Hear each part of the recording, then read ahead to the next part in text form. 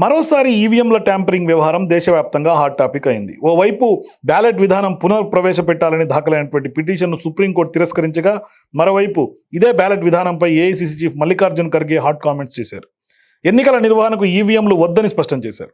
రాజ్యాంగ దినోత్సవం సందర్భంగా ఢిల్లీలో నిర్వహించినటువంటి సంవిధాన్ రక్షక్ అభియాన్ కార్యక్రమంలో ప్రసంగించిన మల్లికార్జున్ ఖర్గే బ్యాలెట్ పేపర్లే కాంగ్రెస్ పార్టీ కోరుకుంటుందని వెల్లడించారు. బీజేపీ రాజ్యాంగాన్ని పొగుడుతూనే లోలోపల వారు రాజ్యాంగాన్ని నాశనం చేయాలని చూస్తున్నారని ఆరోపించారు.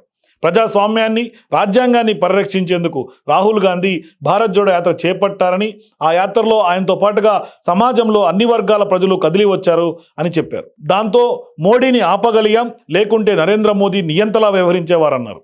ప్రస్తుత ప్రభుత్వానికి మెజారిటీ లేదని, అది మైనారిటీ ప్రభుత్వం అన్నారు. చంద్రబాబు నాయుడు, నితీష్ కుమార్ మోదీ ప్రభుత్వానికి మద్దతు ఇస్తున్నదని, వారు మద్దతు ఉపసంహరించుకుంటే మోదీ ప్రభుత్వం పడిపోతుందంటూ కూడా సంచలన వ్యాఖ్యలు చేశారు మల్లికార్జున్ ఖర్గే. సో ఇట్లాంటి సందర్భాల్లో మల్లికార్జున్ ఖర్గే నోట చంద్రబాబు పేరు తీయటం, మరోవైపు ఆయన ప్రభుత్వాన్ని మైనారిటీ ప్రభుత్వంతో పోల్చడం కొంత దేశవ్యాప్తంగా చర్చనీయాంశంగా మారుతోంది.